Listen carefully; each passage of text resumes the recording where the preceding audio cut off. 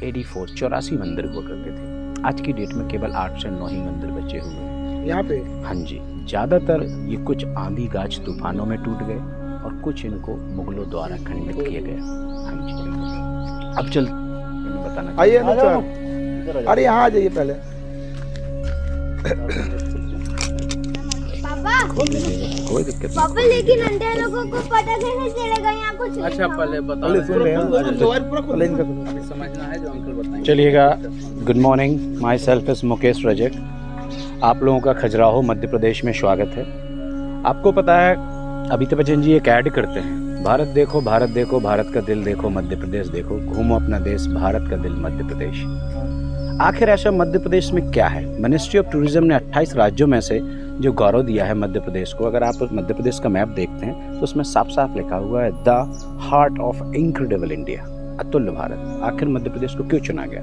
तो मैं आप लोगों को बताना चाहूँगा कि मध्य प्रदेश में आपकी 3 यूनेस्को वर्ल्ड हेरिटेज साइट आती हैं। जो पहला है आपका Sanchi, Sanchi 3rd BC century, the Ashoka. दूसरा है आपका Khajuraho, art of land, kingdom of Chandela. तीसरा है आपका भीमबेटका, भीमबेटका जो भोपाल के पास में है। Bhimbetka it's 2nd UNESCO world heritage site in the world, Bharat का पहला, विश्व का दूसरा। विश्व की जो पहली यूनेस्को वर्ल्ड हेरिटेज साइट है वो है आपकी Europe, Altamira caves, Spain. Madhya Pradesh में आपके 2 पवित्र ज्योतिर्लिंगम आते हैं, उज्जैन और ओमकारेश्वर। मध्य प्रदेश में आपके 2 बड़े विशाल शिवलिंग आते हैं, पहला भोजपुर परमारा डायनेस्टी भोपाल, दूसरा आपका खजुराहो मतंगेश्वर महादेव जो आज आप लोग देखेंगे खजुराहो में। मध्य प्रदेश में आपकी 2 पवित्र नदी आती हैं, नर्मदा और बेतवा। मध्य प्रदेश को एक टाइगर हब भी कहा जाता है, जहां पर 5 नेशनल पार्क आते हैं, आपका कान्हा, बांधवगढ़, पेंच, सतपुड़ा और पन्ना। मध्य प्रदेश में भारत का सबसे बड़ा तालाब, तालों में ताल, भोपाल तालाब। मध्य प्रदेश में भारत की सबसे बड़ी मस्जिद और भारत की सबसे छोटी मस्जिद, दराहुल ताजुल मस्जिद भोपाल और 2.5 सीढ़ी की मस्जिद भोपाल।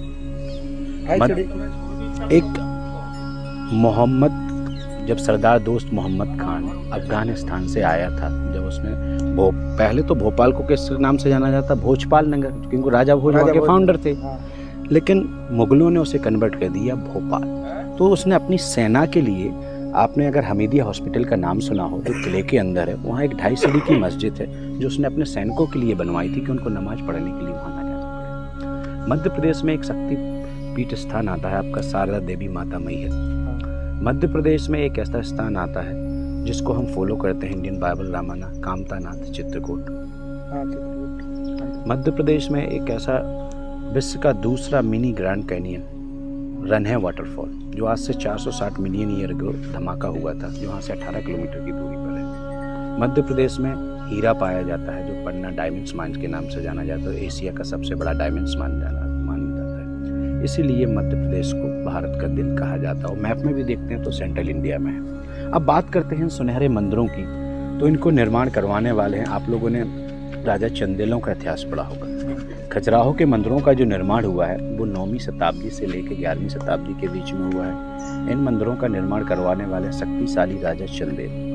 पहले यहाँ चंदेला थे, बाद में आया बुंदेला, तो इस एरिया का नाम पड़ गया बुंदेलखंड। आज से देखिए 1000 वर्ष पहले ना तो इंजीनियर थे, न ड्रिल मशीन थी, न आर्किटेक्चर थे, न सीमेंट था, न सरिया था। फिर भी देखिए मंदिर को कितनी खूबसूरती से बनाया गया। मंदिर को जो बनाया गया एज अ इंटरलॉक सिस्टम द्वारा बनाया, जैसे बच्चों के खिलौने होते, एक के ऊपर एक कीचक रख दो, उसमें एक मास्टर लॉक मार दो तो कोई भी खिलौना नीचे नहीं आता। अभी आपने देखा होगा कि हमारा अयोध्या का राम मंदिर बन रहा है, अभी वो अनकम्प्लीट है। जब वो कंप्लीट हो जाएगा तो शिखर पर नारियल, कलश, कमल, चक्र सब कुछ रख दिया जाएगा। सबसे पहले देखिए शिखर पर एक नारियल रखा हुआ है जो हिंदू धर्म का पहला पूजनीय प्रथम फल होता है, जो श्रीफल के नाम से जाना जाता है। दूसरा उसके नीचे देखिए कलश। कलश एक स्वागतम का प्रतीक होता है, ब्राह्मण का प्रतीक होता है, और बिना कलश के सनातन धर्म में कोई भी पूजा संपन्न नहीं होती है। तीसरा उसके नीचे देखिए एक छोटा सा कमल जो लक्ष्मी जी का प्रतीक होता है। बिना लक्ष्मी के मनुष्य का जीवन नहीं चलता है। आपने देखा होगा हमारे घर परिवार में जब भी पे पूजा पाठ होती है तो हम लोग एक आटे का चौक बनाते हैं, उसके नीचे कलश को रखते हैं। चौथा देखिए एक बड़ा चक्र दिखाई दे रहा है जो विष्णु भगवान का सुदर्शन चक्र कहा जाता है, परंतु उसे नागरशैली भाषा में कहा जाता है आमलक, जो मंदिर का मेन मास्टर लॉक है। उस चक्र के अंदर गौर से देखिए ऐसा लग रहा हो जैसे उसमें चूड़ियां कैसी हुई बोल्ट की तरह। ये जो छोटे मोटे चक्र दिखाई दे रहे हैं मंदिरों के लॉक हैं। अगर हम इनकी मोतियों को निकालना हो तो सबसे पहले इन चक्रों को खोलना होगा, फिर इनकी मोतियाँ निकालना बड़ा आसान हो जाए। इस मंदिर का जो निर्माण हुआ था वो 1050 से लेकर 1075 के बीच में हुआ था।